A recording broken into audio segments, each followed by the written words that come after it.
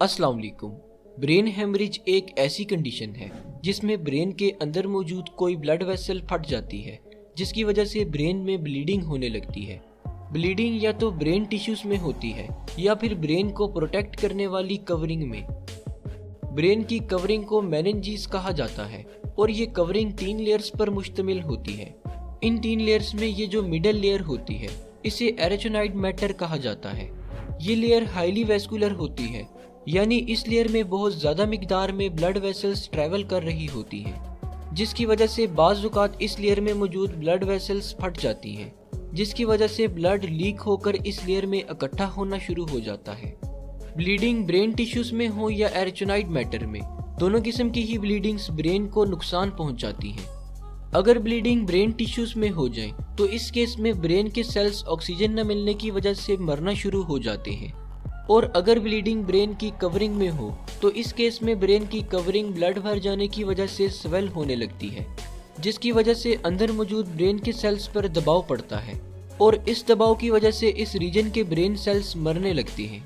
Brain में bleeding होने की बहुत सारी कॉसेस हो सकती हैं, जैसा कि सर पर कोई गहरी चोट लग जाना, हाई ब्लड प्रेशर की वजह से ब्रेन की रग फट जाना, ब्रेन में ट्यूमर का मौजूद होना या फिर मरीज को कोई ब्लीडिंग डिसऑर्डर होना वगैरह। अगर ब्रेन हेमरेज के सिम्टम्स की बात की जाए तो जैसे ही किसी शख्स को ब्रेन हेमरेज होता है उसके सर में शदीद दर्द होने लगता है और इसके साथ वॉमिटिंग भी हो सकती है।